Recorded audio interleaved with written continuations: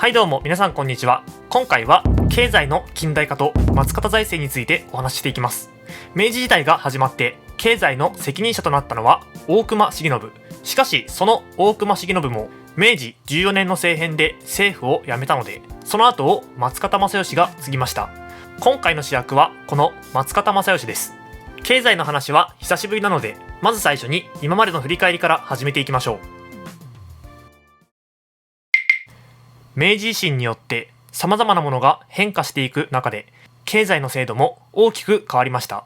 江戸時代には石高、つまり土地の価値は米の収穫量で決まっており、それらの土地を村単位で一つにまとめて、村に米を年貢として納めさせていたのです。しかし明治時代になるとこれが変わります。明治時代は地価、つまり土地の価値はお金の値段で決められるようになったのです。納税方法は江戸時代の村単位から個人単位に変わっており、納めるものも米からお金に変わりました。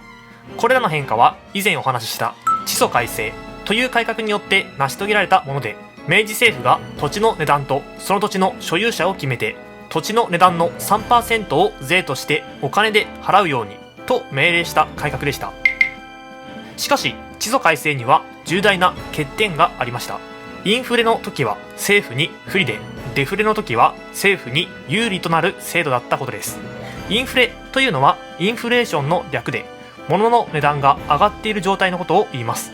逆にデフレというのはデフレーションの略で、物の値段が下がっている状態のことを言います。高校生でも理解できるように少し例え話をしましょう。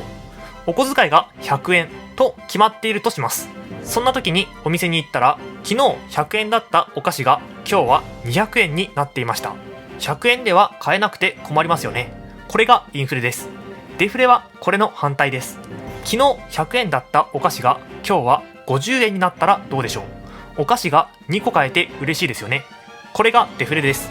これを政府に置き換えて考えてください。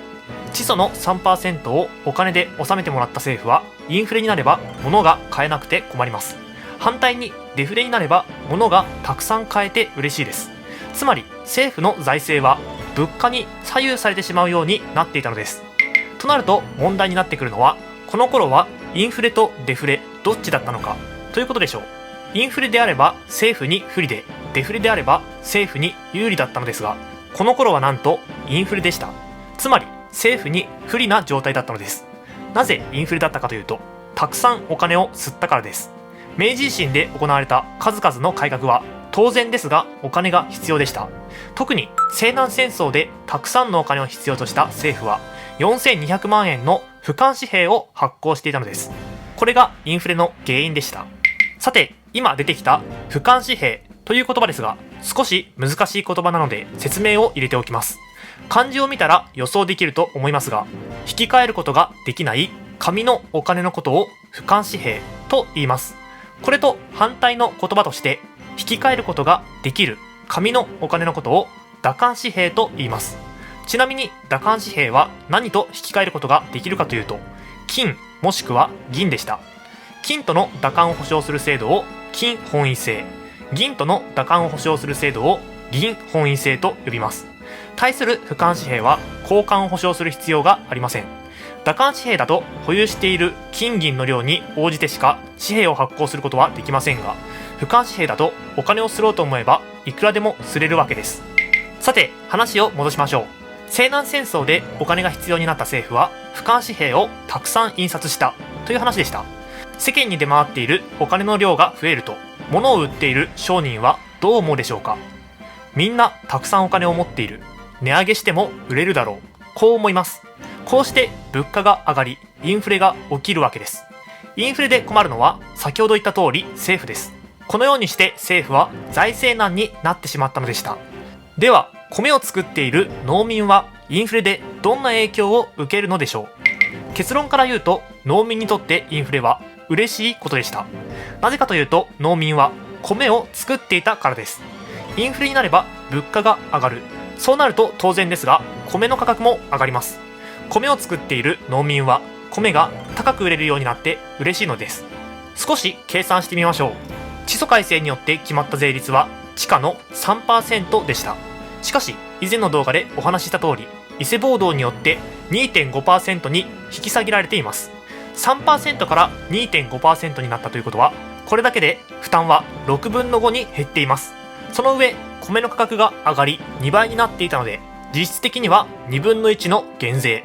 つまり負担は6分の 5×2 分の1で12分の5%に変換すると 42% となり、農民の税負担は半分以下の 42% に低下している状態でした。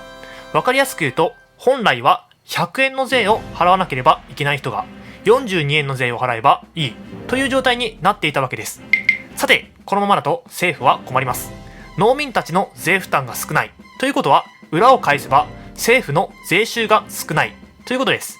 こうして政府の財政が悪化して、世界における円の信用は低下。これが影響して財政は混乱し、経済は不安定化、産業の停滞が引き起こされました。このような状況で登場するのが松方正義です。大隈重信に代わって大蔵卿となった松方正義はこのように考えました。財政悪化の原因はインフレだということであれば、対策は一つ、無理やりデフレにすればいい。つまり好景気だと政府の財政が悪化するから、政府の手で無理やり不景気を作り出そうとしたのです。こうして政府は松方正義を中心にインフレを収束し、財政の立て直しを目指していきます。松方財政です。この時インフレになっている原因は、世間に出回っている不換紙幣の数が多すぎることでした。ということは、インフレを抑えるためには不換紙幣の数を減らせばいいです。そこで政府はまず最初にできるだけお金を使わないようにしました。こうすることで政府の支出が減り、少し余裕ができます。さらに政府は収入を増やすために、お酒やタバコに関する税を増税したり、新たな間接税を新設したりしました。こうすることで政府の財政は黒字になり、持っているお金が余りました。このお金を使って全国に散らばっている不換紙幣を回収、世間に出回っているお金を燃やしてお金の量を減らしていきます。となるとインフレが収束されるので、物価は下落。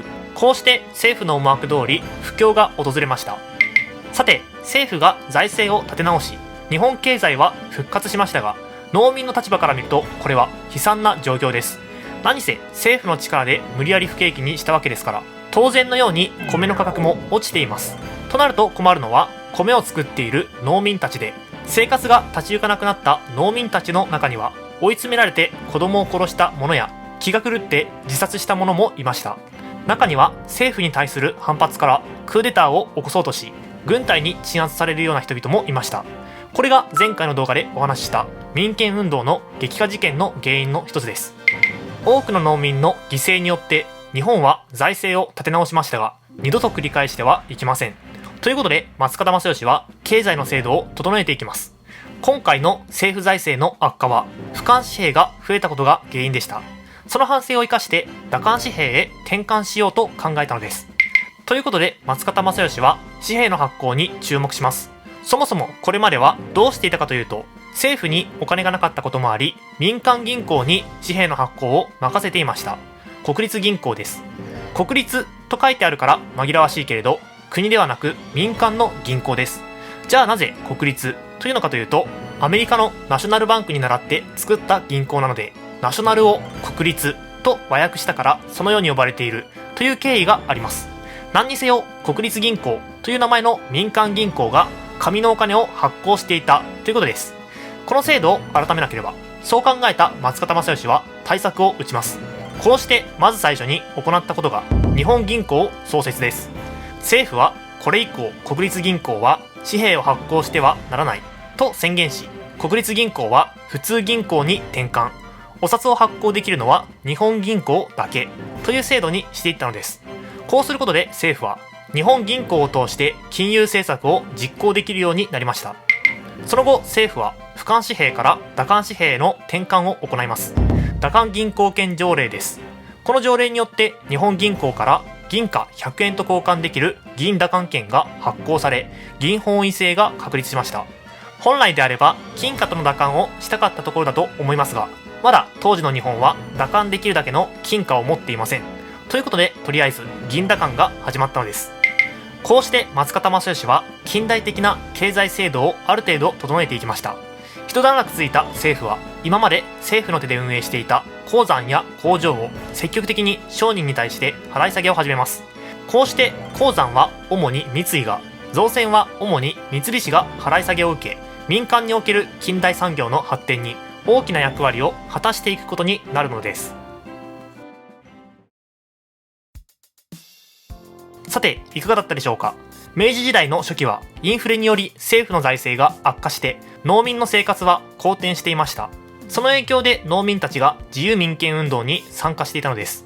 しかし松方財政によってその状況は反転、デフレにより政府の財政は好転して農民の生活は悪化しました。その影響で全国で民権運動が激化していったのです。政治と経済が密接に関わっているのですね。密接に関わっているのはそれだけではありません。外交も政治に影響を与えています。ということで次の動画では条約改正運動についてお話していきます。それではまた次の動画で。